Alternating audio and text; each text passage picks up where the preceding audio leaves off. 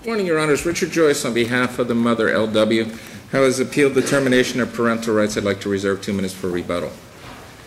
Admittedly, in this case, my client, the mother, has a substance abuse history, has had prior involuntary terminations of parental rights, has voluntarily surrendered one of her children over to the Department of Children and Families. However, that history in and of itself, based upon the case law, specifically Paget and FL, cannot substantiate or support a termination of parental rights to SW in this case, especially when, if you look at the facts of the case, the department allowed the child to remain in the mother's care up until the time she was incarcerated. So, and also based upon the fact that, and the arguments that I've addressed and the issues I presented to the court are the sufficiency of the evidence, and which was preserved below by the trial counsel's motions for dismissal at the close of the state's case and at the close of her case, and her objections continuously to the judicial notice package that was filed on the day of trial, and also testimony from the witnesses that was basically premised upon some sort of hearsay. The witnesses in and of themselves really did not have a basic personal knowledge of what had happened previously to the mom's case. The other issue that I addressed is under 39806(1)L, whether that statute, as applied to the mother's case, can survive a strict scrutiny review. Submit that it cannot, based upon the fact that it is essentially, as I argued in my reply brief, into addressing the case of KJ, when the department cited to the concurring opinion in KJ that, the courts have the ability to protect children from parents' repetitive bad behavior, and then the court there went on to say about enhancements of crimes in different types of situations, whether it was a DUI or a theft. My argument in response was that, well, in this type of situation, an out-of-home placement is merely an out-of-home placement effectuated by an executive branch of this government and then possibly approved by the judicial branch, and is only based upon a probable cause standard. This is a facial challenge? Well, it's as an applied challenge because Did you raise it below? It was not raised below. Excuse me. So then how can we consider it? And I made the argument that it was fundamental error because it goes to the basis of the case against the mother. I understand, Your Honor, that KJ is essentially, against this argument. Right. But the situation is that, it just says in here in the final judgment that she's had other children removed, so it's we have a basis for a termination of parental rights. Understood. So yes, the facial challenge, I could not make that challenge. Right. As to the sufficiency of the evidence, the department relied upon a lot of judicially noticed documents. They stacked up 30 of which were admitted. A lot of them contained hearsay. A lot of them were admitted at different burdens of proof, lower burdens of proof. Now, the department and the guardian ad litem program rely on CG to support that the court can properly take judicial notice of properly entered orders. However, the operative word there is appropriate. And I think CG in and of itself says that you can't give these orders more than of a burden of proof than are actually attributed to in the below. You still have to have the supporting testimony to support the termination of parental rights. The department tried to terminate alleged to terminate the mother's parental rights under 39806(1)C, that irrespective of the provision of services that she was posed a danger to the child. Well, when you look at DCF was involved in her life from the birth of the child until for 5 months, that testimony in and of itself defeats that statute. As to 39806(1)I, that is a more difficult one to get around because the mother admittedly had 2 prior involuntary terminations of parental rights. However, if you go back to the analysis under the 39806(1)C, that DCF allowed the mother to have the child and said that the child was well taken care of, then that in and of itself under the analysis by as addressed in FL, referring to Paget, that you have to show that there's going to be harm to the child, that in and of itself is substantial risk of harm. Substantial risk of harm. And what the department is saying, no, we went out there all the time to check when we heard that she was positive for a drug during her pregnancy, and we checked and everything was fine. Not until there was an incarceration did they decide to remove. So are you suggesting that if there are reports showing that she's doing well and that they are stopped from asserting that there's a substantial risk of harm to the child, absent some actual incident? Well, no, Your Honor, because we're talking about a totality of the circumstances. Right, and evidence which the people in the field may not even be aware of, right? Well, or after acquired information. Whatever the argument is, after acquired information, but based upon this record, the totality of the circumstances and the testimony of the CPIs and also the mother's probation officer, was that the child looked fine. You know, the child was well cared for. I submit to this court that the basis for the removal was not the cocaine use or the drug use, so to speak, but the incarceration of the mother, which was essentially the triggering point, because they said, well, we don't like the people that the mother left the child with, so we're going to remove. And as to the other sections, we have 39806.1J. There's clearly testimony in the record that the mother completed a substance abuse program prior to the filing of the petition. Completed with quotes around it. Well, because she tested positive, what, 6 days later? Whatever, 4 days later? Your Honor, if you look at the plain language of the statute, it doesn't say, and you have to continue your abstinence and sobriety. It just says, the statute is very plain. It says you have refused or failed to complete. She completed that. I'm just going on the plain language of the statute as it applies under J. And in L, I would go back to an analysis of a 39806 subsection 1I, as stated in FL, that should be applied to the 1L statute. If this court says it wasn't preserved below. That's the 3 or more. That's the 3 or more out-of-home placements. Right. That the sufficiency of the evidence. And the sufficiency of the evidence is that there has to be the risk of serious harm to the child. Based upon that, Your Honor, the other matter is the guardian ad litem's testimony as to the manifest best interest of the children. Guardian ad litem appeared confused in her testimony.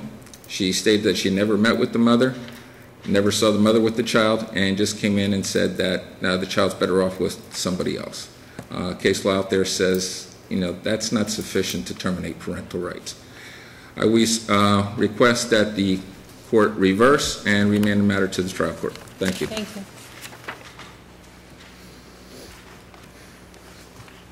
Good morning. May it please the court. Karla Perkins on behalf of the department with Hillary Kambour for the Guardian Program. This court has ruled in the cases of MM, KG, and RS that the mothers there authored their own undoing. That's exactly what we have here.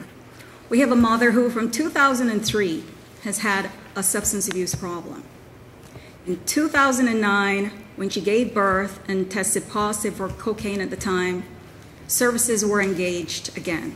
However, the court attempted to get mother into the dependency drug court where she would have extensive services. 3 appointments were made for mother. She did not go to any of them. You have mother in 2012 arrested on probation, community control for battery, domestic battery, strangulation. Mother, during her criminal probation case, is using cocaine. Mother at that time, by the criminal court, was ordered into a substance abuse program. Mother completed the program in June of 2014. 4 days after she completed that program, mother again tests positive for cocaine. In 2013. In 2013. It is the cocaine use that actually led to her incarceration. Mother's trying to separate the two before this court. She's trying to tell this court her child is not at substantial risk of harm, and the fact that the department left the child with her. The child was well cared for, but the fact was at the time also mother was undergoing the treatment. Mother, in fact, the child protective investigator testified to the fact that mother in fact showed her substance abuse completion program certificate. So At the point in time where she's doing services through her criminal court, the department doing a thorough inspection on the child, and the CPI said, we would drop in frequently just to make sure the child's okay. Child's well cared for. But when mother is incarcerated, mother can't care for the child anymore. The relatives around, the godmother, the department did checks on them as is required to. None of them, the backgrounds, were able to lead the department to place the child with these various people. So what we have here is a mother who's chosen cocaine over her child.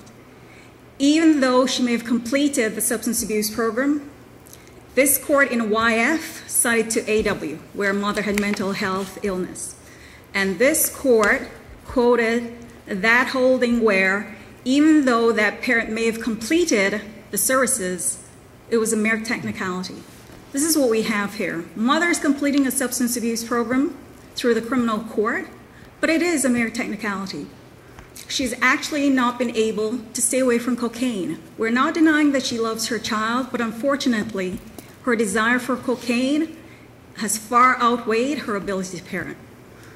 I would point the court actually to the 2010 final judgment that the court took judicial notice of.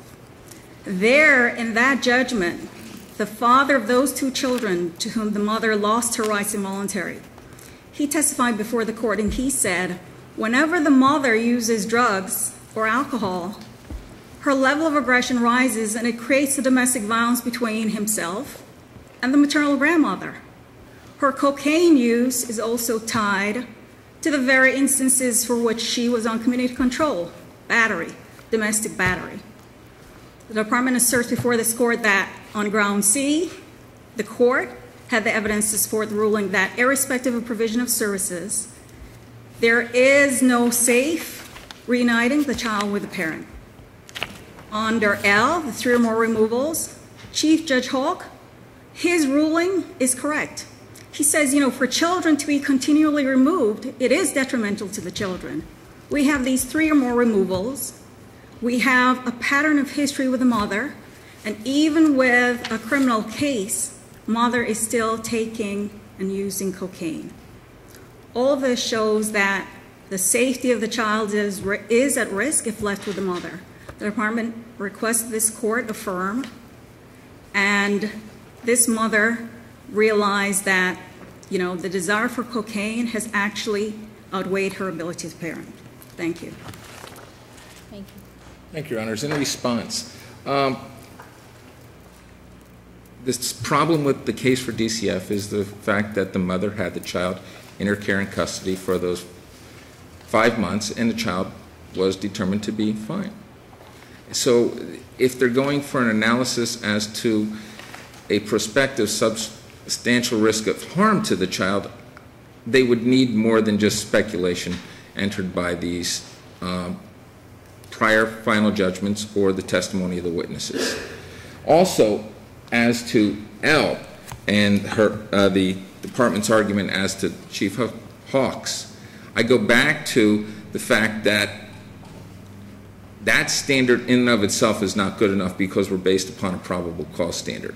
The way the statute is written, L, right now, if the mother had 4 children removed at one time for an abandonment or a minimal charge and placed in an out-of-home situation, the department could go right to termination of parental rights because it says 3 or more of this child or other children.